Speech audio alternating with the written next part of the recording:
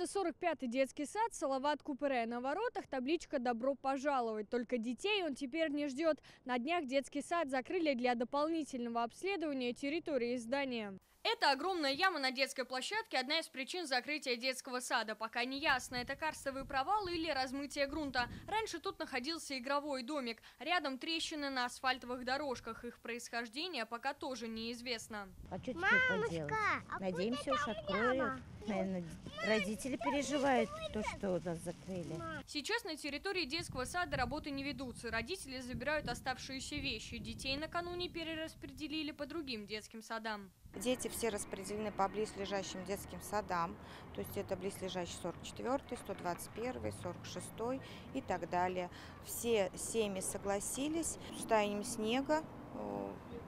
Почва утрамбовалась и образовался небольшой усадок. 45-й детсад посещали порядка 300 детей. Их родители опасаются, в яму мог провалиться ребенок. И нет гарантии того, что в будущем провалы не образуются на территориях других садов или школ.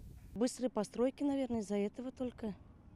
Должны уж проверять, как земля, устойчивая, неустойчивая.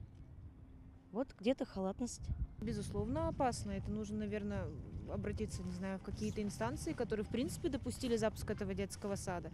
Должна была быть какая-то комиссия. Провал грунта на территории этого детсада уже был в ноябре прошлого года. Тогда под землю ушел детский домик. Возможной причиной эксперты называли карстовые пустоты. Территория, на которой возведен Салават Купере, такая, говорят специалисты. Учреждение закрывали для проверки. Яму засыпали грунтом, и через пару дней сад возобновил работу. Проблему обнажила весна. Эти проявления карстовые, они приостановились, и угрозы как таковой не предвиделось, не предвещалось и не имело места быть.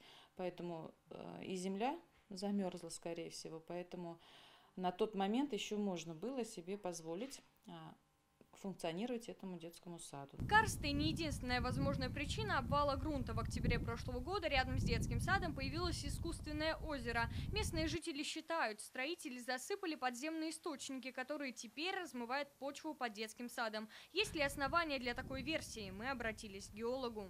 То, что он сейчас повторился, это неудивительно, потому что ликвидация провала осуществлялась просто его засыпкой.